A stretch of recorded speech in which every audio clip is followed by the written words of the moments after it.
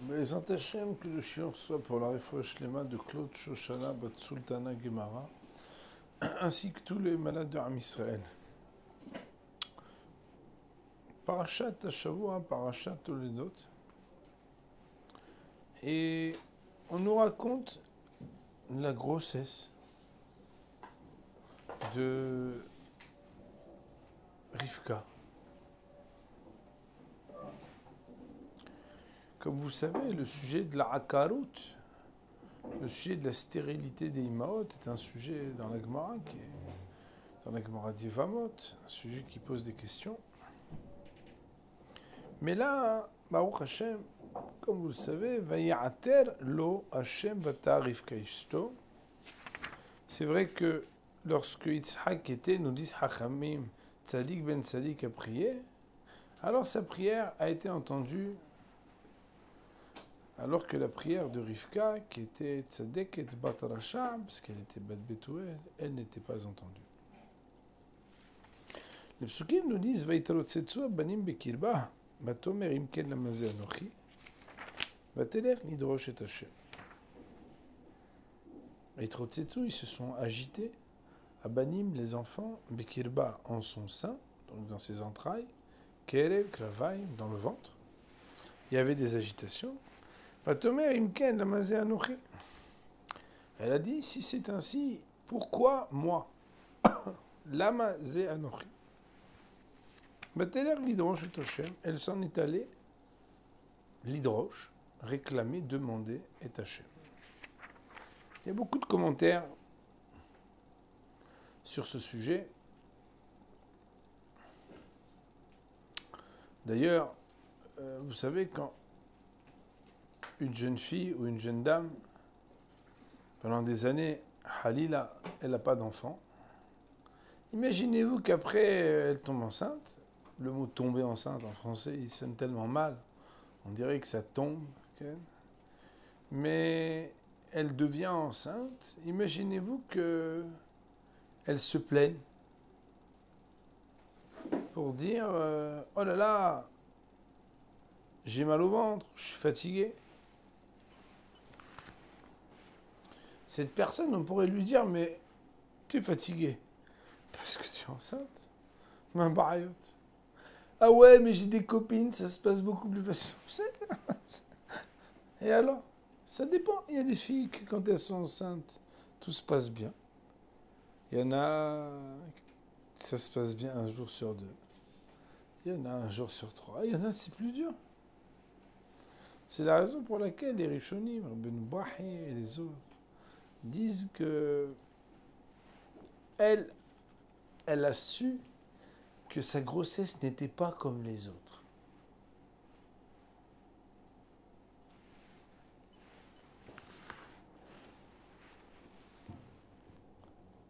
Elle s'est inquiétée parce qu'elle n'avait pas une grossesse comme les autres. Parce que Vaitrotsetsu banim bekirba, et nos Hachamim nous disent Leitrotsetz zemilachon Ritza, comme c'est marqué dans Rashi, Retzitza, Ritza, c'est qu'il y avait une agitation spéciale. Et le Midrash le dit, quand on passait devant des bâtés Midrash, Yaakov voulait sortir. Quand on passait devant bâtés Avodazara, Esav qui voulait sortir. Et quand cette femme, elle a senti qu'il y avait quelque chose de bizarre, alors il est marqué Vateler l'hydroche et Hashem. Elle a eu des soucis. Elle est partie, l'hydroche et Hashem. L'hydroche et Hashem, mahloket Rashi veramban. Une des grandes mahlokot, une des grandes discussions connues entre Rashi et le Ramban. Rashi Akadosh nous dit, ça veut dire quoi Vateler l'hydroche et Hashem? Vateler l'hydroche, les bêtes midrasho chez le Shem. Elle est partie au bêtes midrash de Shem. Ça veut dire quoi bêtes midrash de Shem? Elle dit, puisqu'il est marqué, comme ça est dit c'était Hachamim, puisqu'il est marqué Vateler, elle est allée, l'hydroche est Hashem. Hashem il est partout, ça veut dire quoi Vateler? Il dit c'est Hachamim, al-Kol qu'elle a été quelque part, l'hydroche est Hashem. Elle a été voir Shem le Gdol Hador. Premier Yesod, mesdemoiselles, mesdames, c'est que dans la vie, quand il y a un souci, il faut être Doresh et Hachem. Et Doresh et Hachem, mesdemoiselles, pas d'histoire. Hein. Shem, quand on lit le pasouk, on le lit comme ça. Va être seul mikriba va tomer imken lamazé anochi, va teler l'hydrosh et Adonai. Quand je dis l'hydrosh et Hachem, c'est pour pas dire le nom d'Hachem. Rien à voir avec le commentaire de Rachid qui dit d'aller chez Shem, que c'est son nom, Shem, qui était comme le Rav de l'époque.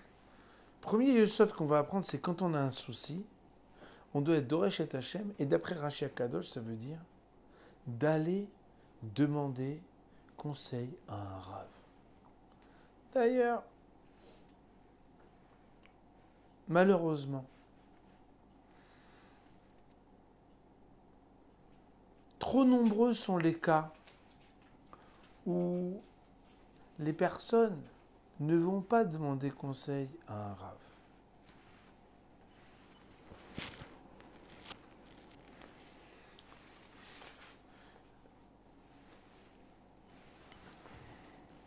Beaucoup de raisons peuvent retenir quelqu'un de s'adresser au rabbanim. La raison première qui est évoquée, c'est la honte. Personne ne se dit, j'ai honte qu'on sache que j'ai un problème. Personne ne peut penser qu'elle dérange. Mais le travail des rabbanim, c'est d'essayer d'aider Am Israël. Donc bien évidemment, ça ne s'appelle pas gêner. La personne, et là c'est un peu plus subtil, c'est ce que vous avez dit, madame, c'est que quand on pose la question à un Rav, il y a deux possibilités. Soit on ne sait plus du tout ce qu'il faut faire, soit il y a un truc qu'on aimerait faire parmi les deux possibilités. On aimerait bien que le Rav il nous dise ce qu'on a envie d'entendre. D'ailleurs, quand les gens ils nous posent des questions, Rav Dessler il nous dit comment ils nous posent la question, on sait quelle réponse ils ont envie d'entendre.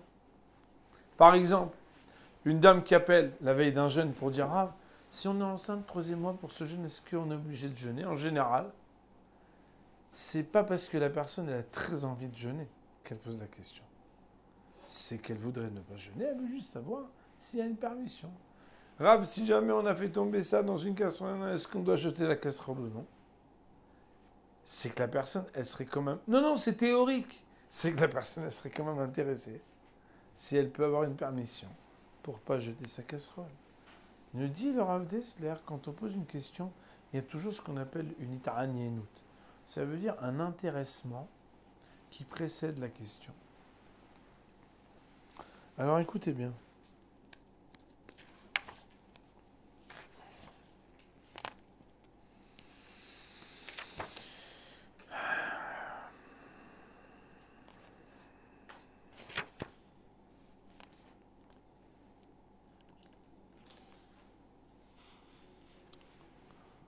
En particulier chez les Français, et en particulier chez les Baalei Teshuvah, qui grandissent beaucoup après avoir fait Teshuvah dans la Torah, les gens qui deviennent religieux aiment devenir pour eux-mêmes leur propre référence. Je sais étudier, je suis avraire, mon mari il est avraire, mon père il est rav, j'ai grandi dans une maison religieuse, je pose des questions à personne. Je sais exactement ce qu'il faut faire.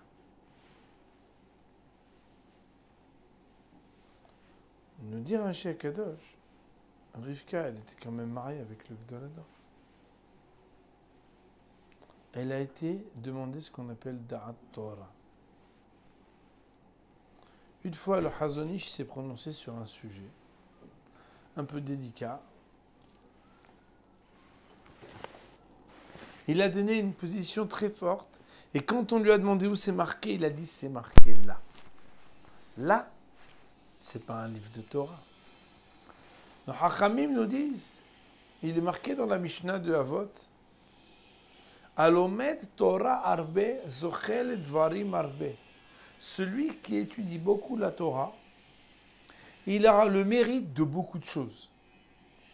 Les commentateurs, ils disent, si on dit que s'il a étudié Masechet Brachot, il va connaître tout Masechet Brachot, c'est pas un srout, c'est normal, il l'a étudié, Baruch Hashem, il l'a. Al-Korhach, tu es obligé de dire que s'il étudie des choses, il va savoir plus que ce qu'il étudie.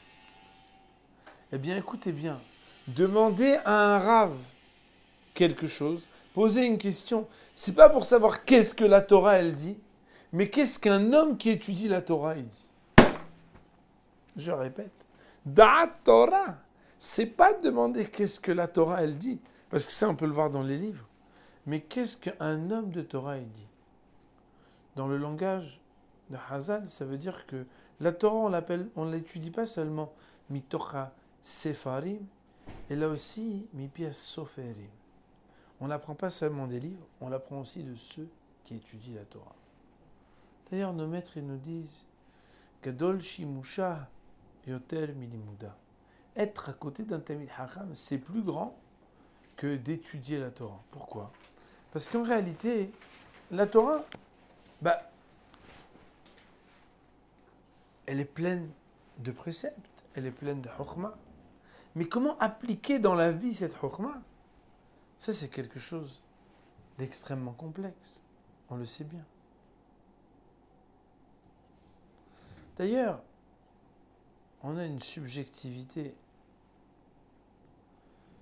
que quand on ne pose pas la question à un rave, tout simplement,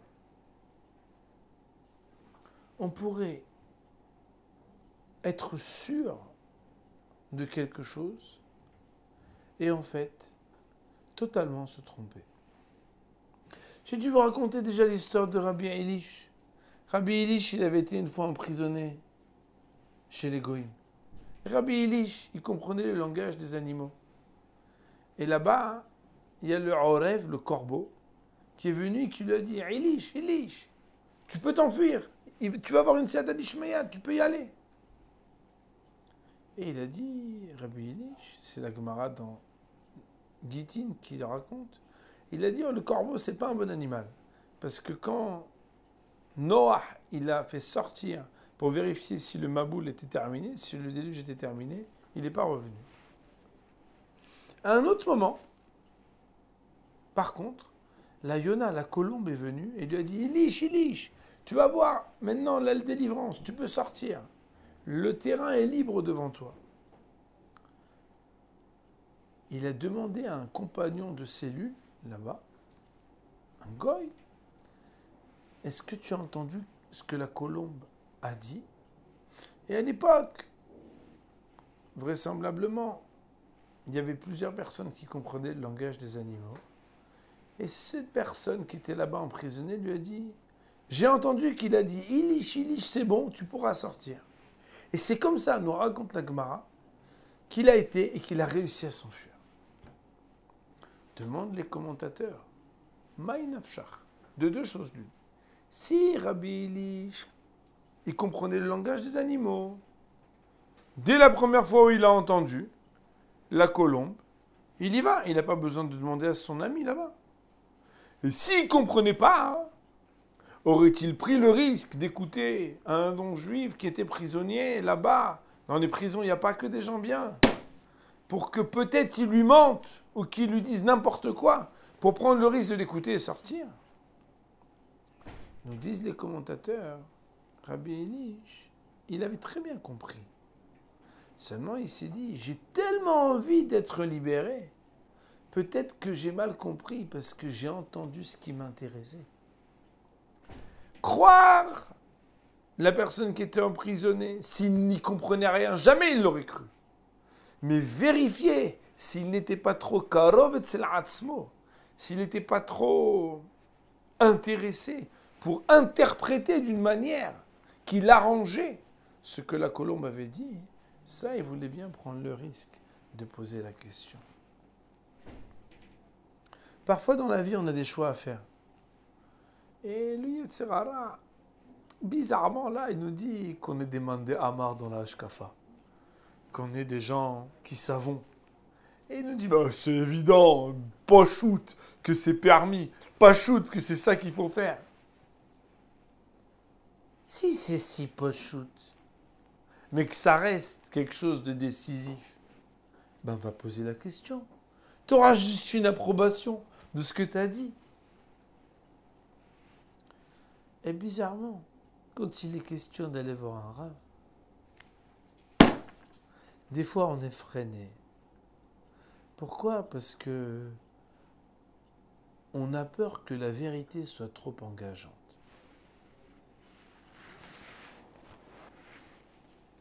Première ça quand on a des problèmes, c'est d'avoir un rave et de poser la question à un rave.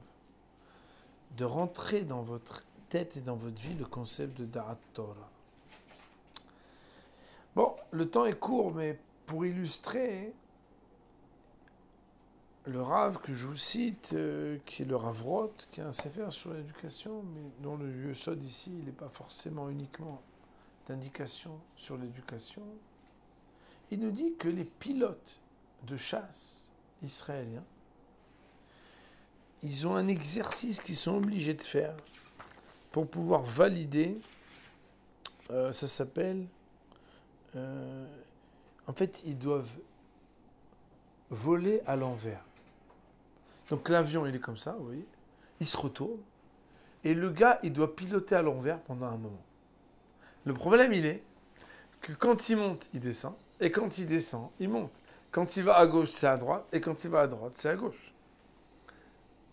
Et la difficulté, c'est que si le gars, il se fie à ce qu'il voit, si par exemple, il monte, il est mort. Et s'il descend, il reste en vie.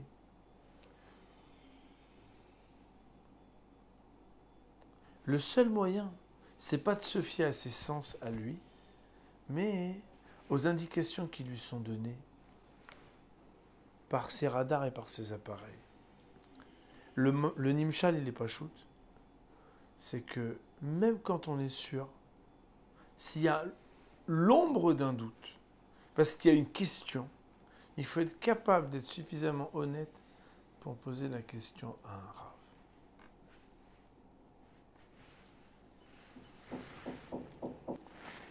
Commentaire du Ramban, quant à lui, c'est que l'Hidrosh est Hashem. Il nous dit le Ramban, l'Hidrosh est Hashem. Ça veut dire la tfila. Une fois, quelqu'un a demandé au Rav Pinkus un conseil. Et j'ai lu la réponse. D'ailleurs, c'est un chapitre de Rav Pinkus où il dit je n'ai pas énormément de temps pour te répondre, mais sache que je connais quelqu'un qui est spécialiste dans le domaine qui te touche, qui est certainement le mieux placé pour t'aider. Il est très demandé, mais il pourra trouver du temps pour toi. Tu pourras lui parler aussi longtemps que tu veux, et il pourra t'aider immédiatement. Alors, plutôt que de t'adresser à moi, c'est mieux que je t'adresse à lui. Et il dit, il s'appelle Akadosh Baruch. Vatelech l'Hidrosh et Hashem. Nous dit le Ramban, qu'est-ce qu'elle nous apprend, Rivka ? C'est quand on a un souci dans la vie, on a une question qui nous titille, on a une souffrance, on a une difficulté. L'Hidrosh et Hashem, c'est d'aller faire une tfila.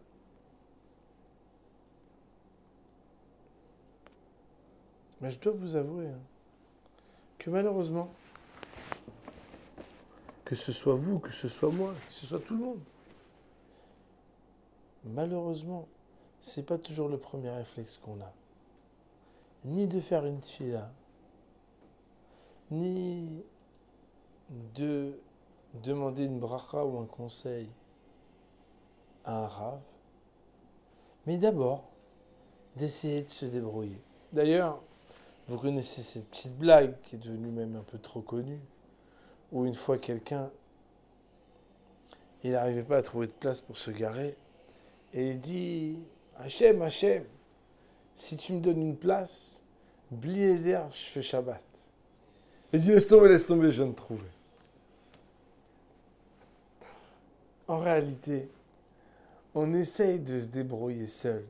On se sent indépendant, on se sent plus fort, on sent qu'on est froum, on sent qu'on est haram, on sent qu'on est bâti, qu'on est puissant, qu'on n'a pas besoin. Et dans le pire des cas, alors on appelle un médecin, on appelle un mécanicien, on appelle un ami, on appelle...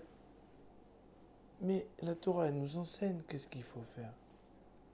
Il faut être capable de prier. Je vais raconter une histoire parce que je la trouve tellement magnifique. Il y a un rave qui s'appelle le Amoudé Or. C'est le rave qui a écrit un livre qui s'appelle Hossein Yoshua, un livre, demandez à vos époux, extraordinaire. Il est très dur ce livre parce que quand il parle du Bitul Torah, il explique qu'en réalité on se fait avoir tous les jours par plein de Yetzer Hara qui nous empêchent d'être aussi assidus qu'on le souhaiterait.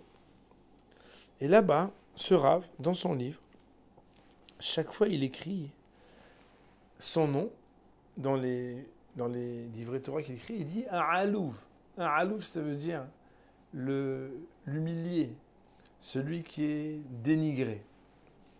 Alors un jour, quelqu'un lui a demandé, Kvod Harav, vous signez votre nom, pourquoi vous dites un alouv, le vexé, le dénigré? Il dit, en fait, sa mère à lui, la mère du Amoudé Or, elle venait d'une grande famille. Mais son père, il était très riche, alors il y avait des gens qui étaient très jaloux de lui. Et sa fille, ils lui ont fait un mauvais shem, un mauvais nom, et à cause de ça, elle n'arrivait pas à se marier. Pourtant, elle aurait pu, mamash, épouser des Tamidei Hachamim Gdolim. C'était une fille exceptionnelle. Mais, Hazu Shalom, c'est comme ça que ça s'est passé. Ils lui ont sali son nom, Barminan. Et cette fille-là, jamais des bons garçons, ils ont accepté de rentrer en shidduch avec elle. Ils ont raconté toutes sortes de choses bizarres sur cette fille. Les années passent, et la fille, elle se dit, Manasseh. Alors on lui a proposé la fille d'un chauffeur de calèche, le fils, pardon. C'était un gentil garçon, mais pas un Tamid Hacham. Et l'histoire raconte que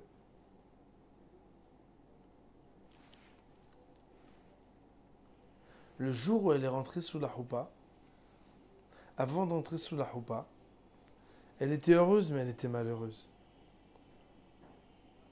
Et elle a pris Akadosh Baruch Hu, elle a dit Akadosh Baruch Hu, j'ai pas eu le srout de rentrer sous la choupa avec un mari Tamid Hacham. Et c'était mon plus grand désir. Et mon père, il aurait voulu que je me marie avec un Tamid Hacham. Moi, j'aurais voulu me marier avec un Tamid Hacham. Et elle a dit la tfila, ceux qui ont la bonne, qui ont la honte dans leur âme, libère-les immédiatement. Et c'est comme ça qu'elle a dit cette fille-là, elle est entrée sous la choupa. Elle a dit que mon fils, il soit un Tamid Hacham. Rav Yaakov Kamenetsky raconte que tous ses enfants, ils sont sortis Tamid Hachamim, bisrout de cette fille-là, et que son mari, même si ce n'était pas un Tamid Hacham, il a été le père de Tamid Hachamim, dont le Amoudé Or, qui était le Hossein Yoshua. Par kavod pour la tfila de sa mère, chaque fois qu'il écrivait une tchouva, il écrivait en bas, et Alouv, Yoshua, Eler, pour dire celui qui venait d'une mère qui avait été Hazu Shalom. La alouvat nefesh toshi'ab merabi amenu. On n'est pas assez conscient qu'Akadosh Baruch Hu, il est proche de nous. Et que quand on a un problème, s'il est vrai, comme on a dit, qu'on doit demander à Tamidei Hachamim et des brachot et des conseils, mais une chose qui est fondamentale, comme le dit le Ramban, pour expliquer le comportement de Rivka, c'est Vateler Hidrosh et Hashem. C'est qu'un des premiers réflexes d'un juif, ça doit être de faire une fila à Kadosh Baruch Hu. On va dire pour aujourd'hui, Baruch Hanai Olam, Amen.